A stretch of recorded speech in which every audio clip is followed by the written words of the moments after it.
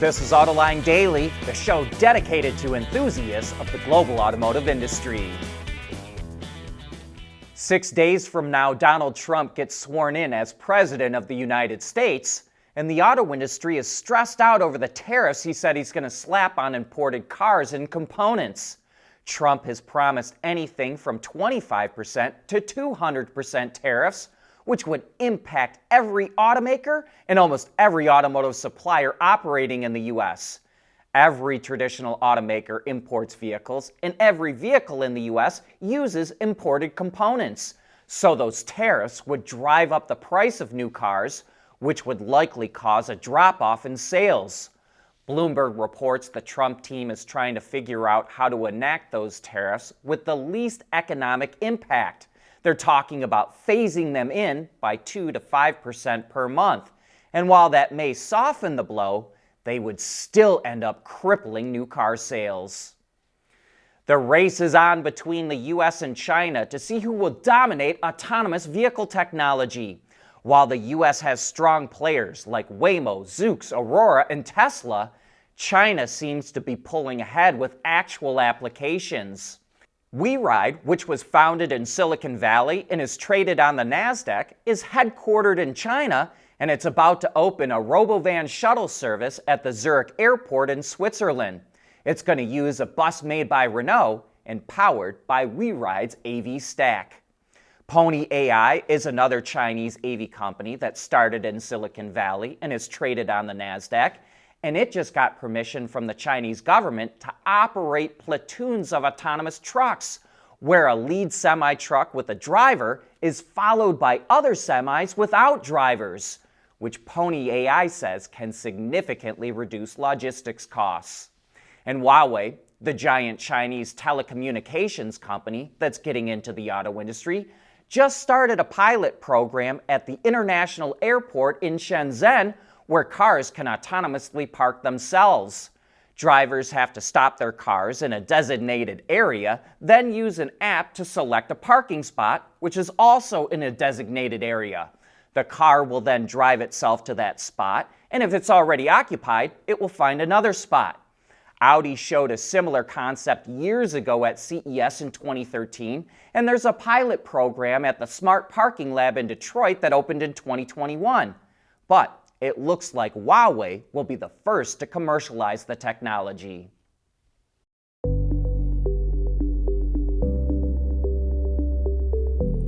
Developing today's vehicles. Issues can happen in an instant. When's the best time to solve a problem? The minute you know you have one. Meet Wireless NeoVi Cloud, your secure, off-the-shelf solution empowering real-time collaboration for quick resolution. With Wireless NeoVi Cloud, your team can prevent issues before they can escalate. Driver communication data and remote diagnostics to analyze and resolve your problems using OTA, allowing your executives oversight throughout the process. Wireless NeoVi Cloud, your vehicle update solution in production and on the road. Intrepid Control Systems, driven by your data.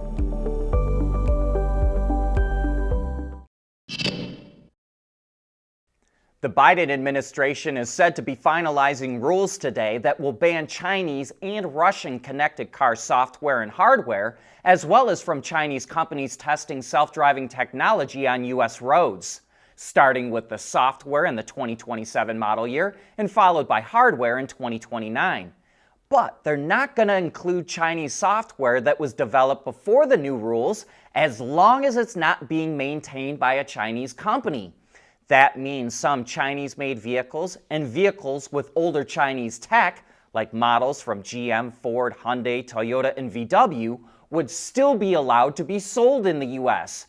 However, Polestar, which is owned by Chinese automaker Geely, hasn't received a definitive ruling on where its vehicles stand, but it will likely have to file for a special exemption to sell in the U.S.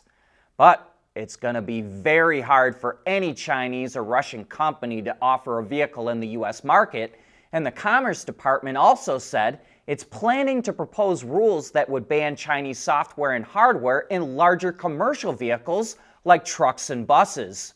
We think this will have a much bigger impact than any tariffs the US could have implemented.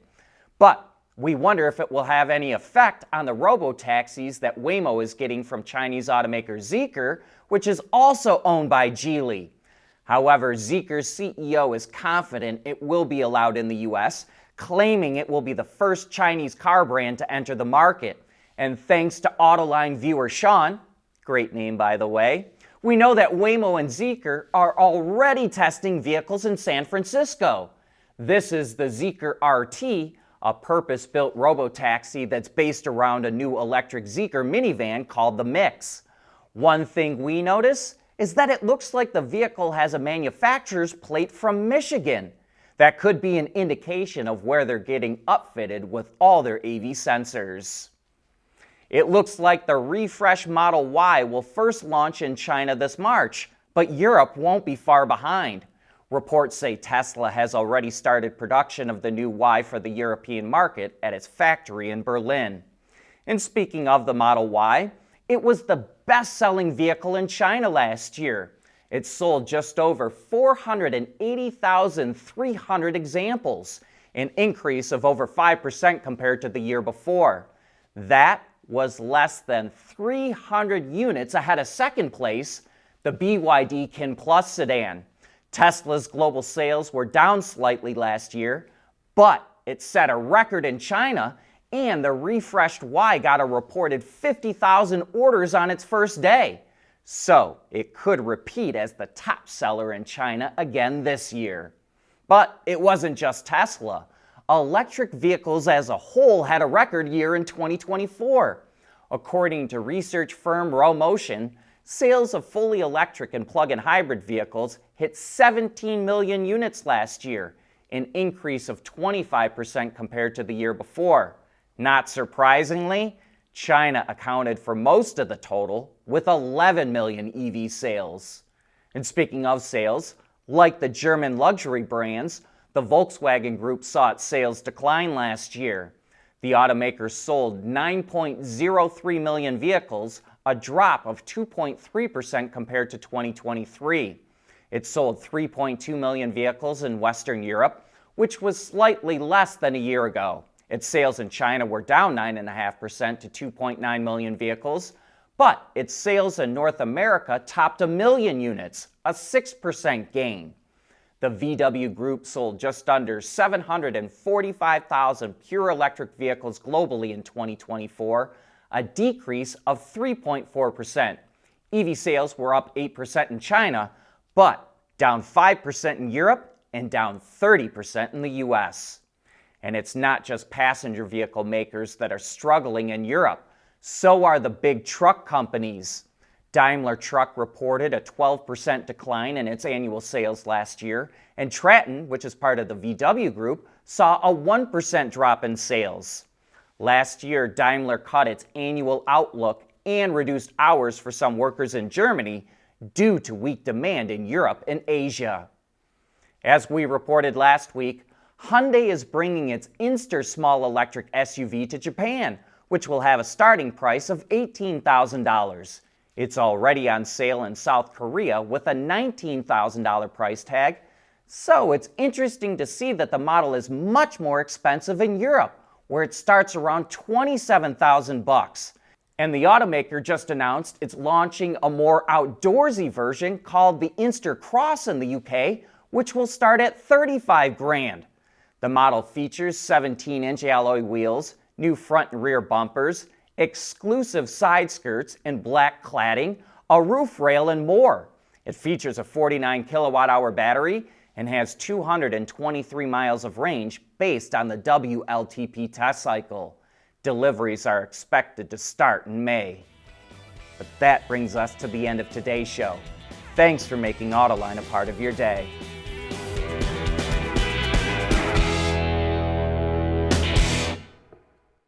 Autoline Daily is brought to you by Intrepid Control Systems. Over-the-air engineering boost your game.